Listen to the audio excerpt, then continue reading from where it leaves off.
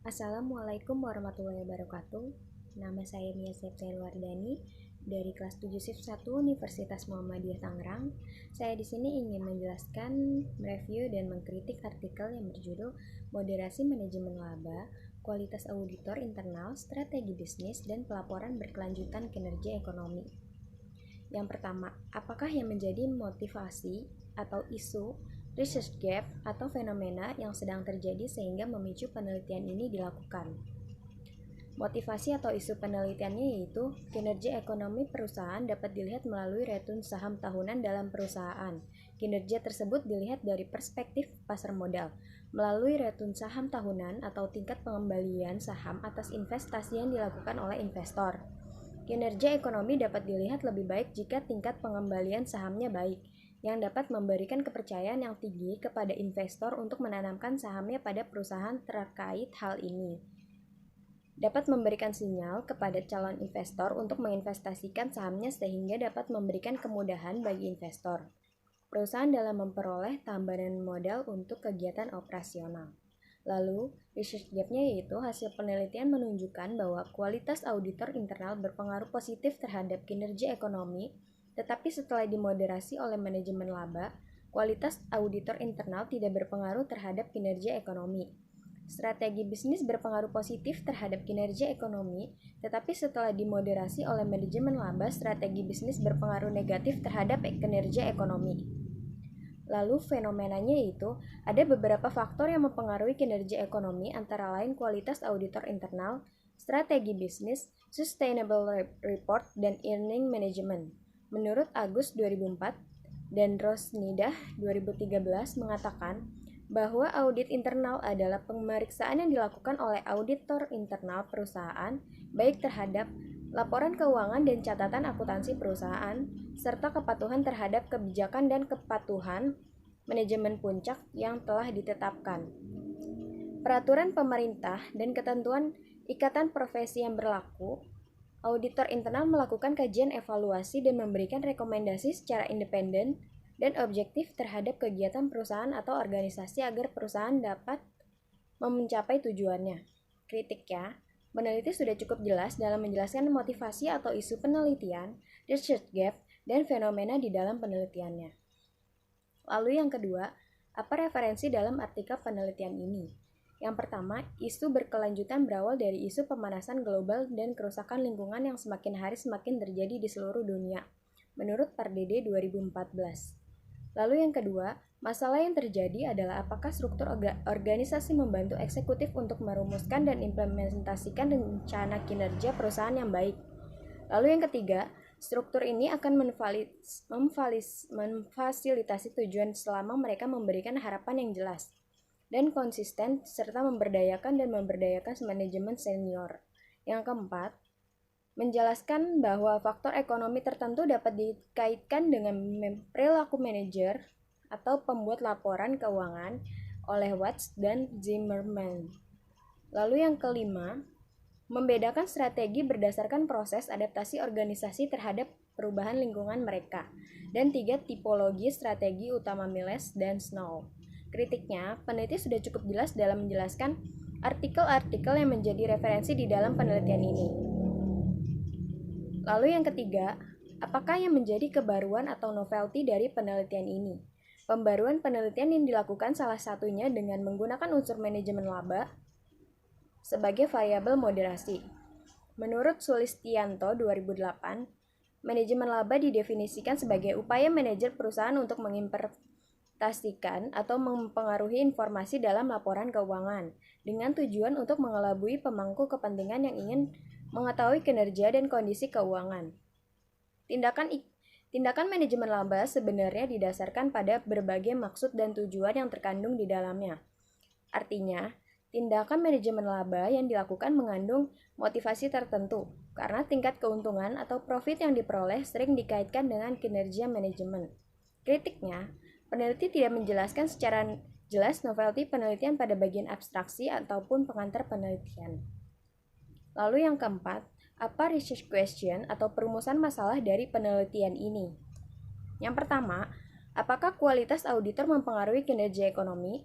Lalu yang kedua, apakah strategi bisnis mempengaruhi kinerja ekonomi?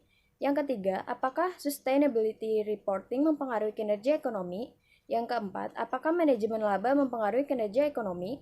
Lalu yang kelima, apakah manajemen laba berpengaruh pada hubungan kualitas auditor internal terhadap kinerja ekonomi?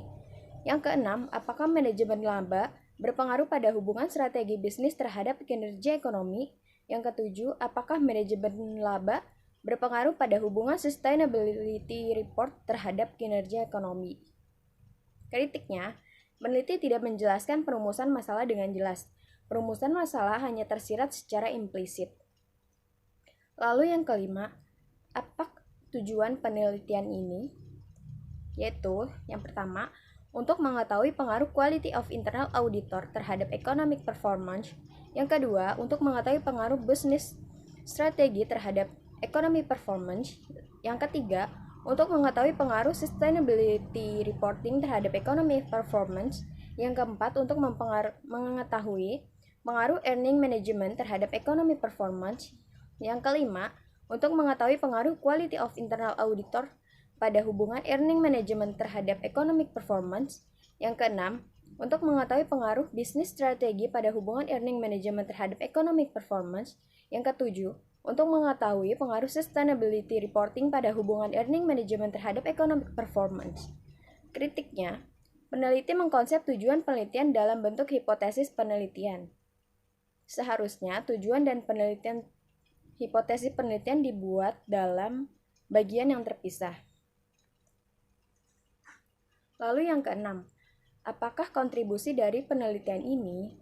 Dalam penelitian ini, fokus menjelaskan data-data di Bursa Efek Indonesia periode 2013 sampai 2016. Dalam suatu perusahaan terbesar di Indonesia kepada stakeholder untuk mengetahui pengaruh kualitas auditor internal, strategi bisnis, dan sustainability reporting terhadap kinerja ekonomi. Kritiknya, peneliti hanya menjelaskan kontribusi secara nonverbal. Seharusnya kontribusi disampaikan lebih spesifik lagi dampak penelitian bagi stakeholder. Lalu yang ketujuh, apakah grand theory yang digunakan dalam penelitian ini? Yang pertama, stewardship theory.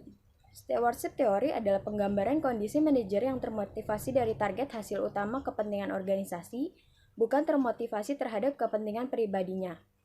Stewardship theory muncul bersamaan dengan perkembangan akuntansi. Teori stewardship terjadi karena adanya perbedaan kinerja yang timbul dari situasi struktural di mana manajemen eksekutif memfasilitasi tindakan yang efektif. Lalu yang kedua yaitu positive accounting theory. Watts dan Zimmerman yang menjelaskan bahwa faktor ekonomi tertentu dapat dikaitkan dengan perilaku manajer atau pembuat laporan keuangan. Ada 3 hipotesis spesifik yang paling sering diuji adalah hipotesis rencana bonus, hipotesis utang atau ekuitas, dan hipotesis biaya politikal. Kritiknya, peneliti sudah cukup jelas dalam menjelaskan teori yang digunakan di dalam penelitiannya.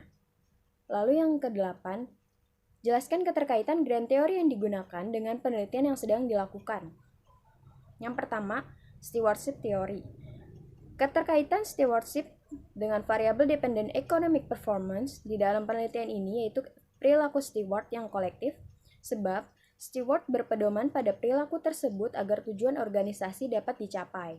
Misalnya, peningkatan penjualan atau profitabilitas. Perilaku ini menguntungkan stakeholder dalam bentuk kenaikan return saham. Hal ini juga memberikan manfaat pada status manajerial, sebab tujuan mereka ditindaklanjuti dengan baik oleh steward. Hubungannya sangat kuat dengan kesuksesan perusahaan. Lalu yang kedua, positive accounting theory. Keterkaitan teori akuntansi positif dalam penelitian ini terletak pada variabel corporate social performance, yaitu pada laporan tanggung jawab sosial perusahaan. Informasi akuntansi disajikan di dalam laporan tanggung jawab sosial perusahaan dapat menjadi media komunikasi kepada pihak lain di dalam perusahaan. Penyusunan teori akuntansi positif yang handal akan membantu membuat laporan tanggung jawab sosial perusahaan dengan laporan yang handal dapat dipertanggungjawabkan kepada masyarakat atau stakeholder. Kritiknya, peneliti sudah jelas dalam menjelaskan keterkaitan grand theory yang digunakan dengan judul penelitiannya. Lalu selanjutnya, yaitu gambar kerangka konseptual. Di sini sudah jelas, yaitu ada H1, H2, H3, H4, H5, H6, dan H7. Kritiknya tidak ada kritik untuk poin ini, penulis sudah cukup jelas dalam menampilkan kerangka konseptual di dalam penelitiannya. Lalu yang ke-10, apakah hipotesis penelitiannya? H1, kualitas auditor internal berdampak positif terhadap kinerja ekonomi. Yang kedua, strategi bisnis berdampak positif terhadap kinerja ekonomi. Yang ketiga, sustainability reporting berdampak positif terhadap kinerja ekonomi. H4, manajemen laba berpengaruh negatif terhadap kinerja ekonomi. H5, manajemen laba berpengaruh negatif terhadap hubungan kualitas auditor internal terhadap kinerja ekonomi. H6, manajemen laba berpengaruh negatif terhadap hubungan strategi bisnis terhadap kinerja ekonomi. H7, manajemen laba berhubungan negatif terhadap hubungan sustainability reporting terhadap kinerja ekonomi. Kritiknya, tidak ada kritik untuk poin ini. Peneliti sudah jelas dalam menjelaskan hipotesis penelitiannya. Lalu yang ke-11, jelaskan metode penelitian yang digunakan rancangan penelitian, definisi operasional variabel dan pengukurannya, teknik penarikan sampel, unit analisis, jenis data yang digunakan, uji kelayakan model, dan metode analisis data. Yang pertama, rancangan penelitiannya itu metode deskriptif. Kritiknya, peneliti tidak menjelaskan rancangan dengan jelas. Penelitian ini menggunakan metode deskriptif dalam penelitiannya. Lalu yang kedua, definisi operasional variabel dan pengukurannya, yaitu economic performance. Kinerja ekonomi dinyatakan dalam skala terhitung. Lalu strategi bisnis. Untuk mendapatkan nilai strategi, penelitian ini menggunakan pengukuran dari penelitian Bentley et al. 2017.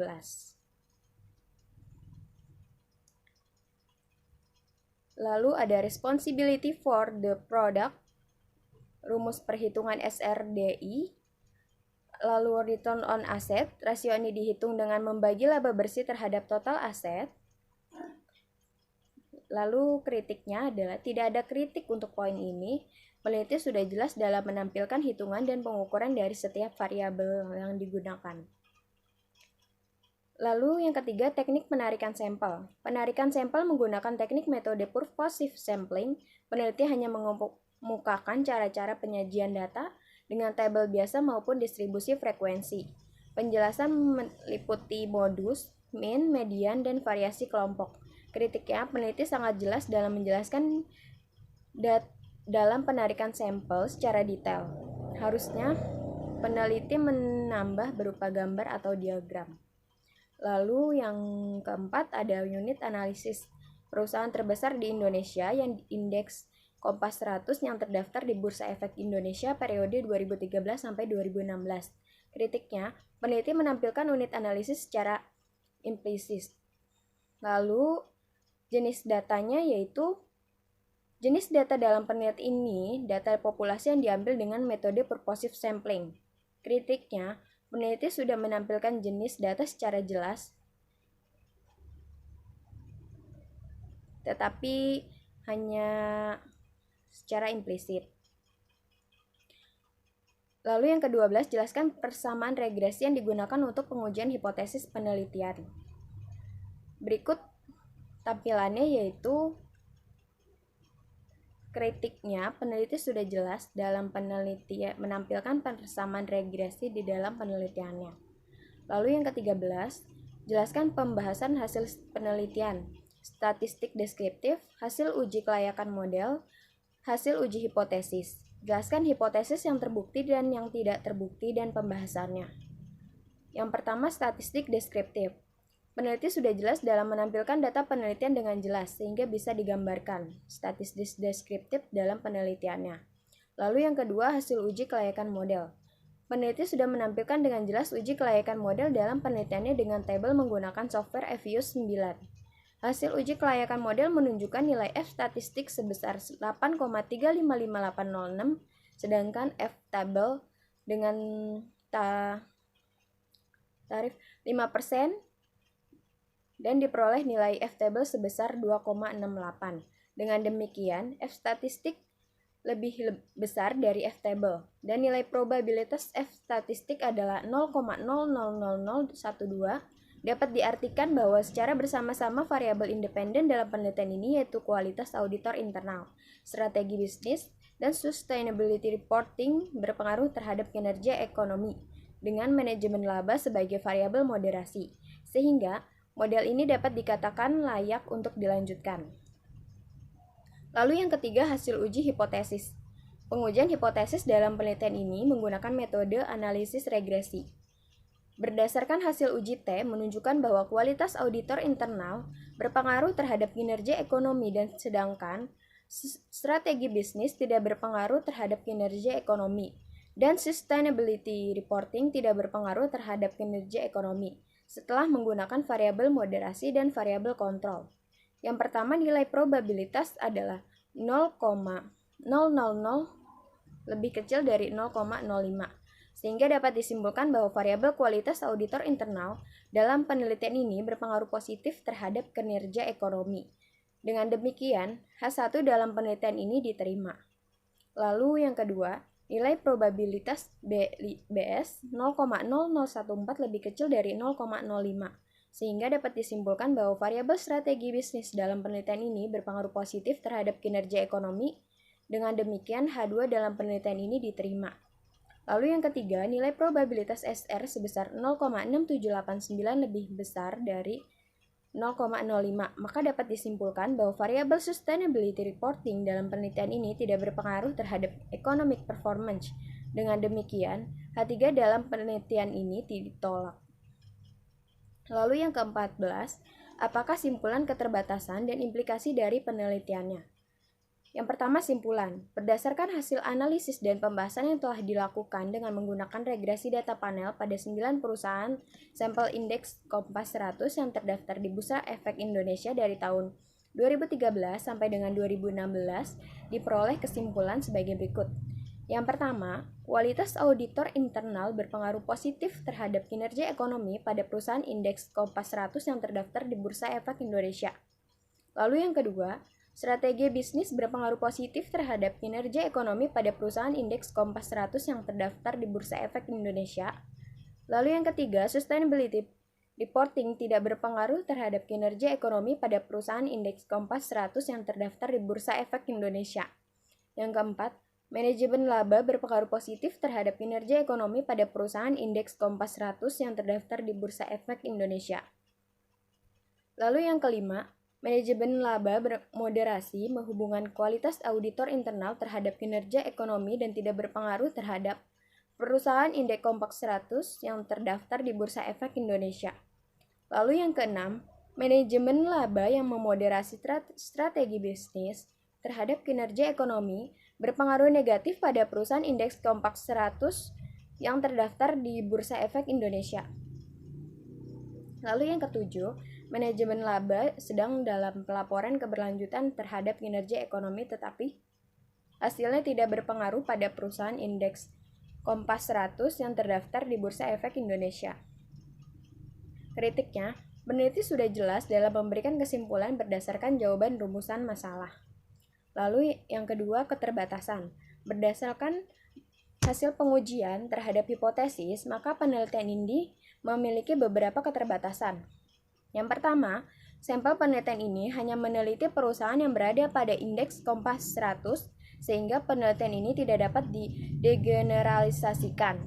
Lalu yang kedua, sampel penelitian ini meneliti perusahaan yang mempublikasikan sustainability report atau laporan keberlanjutan, sehingga sangat sedikit perusahaan yang mempublikasikan yang mengakibatkan sampel perusahaan kecil.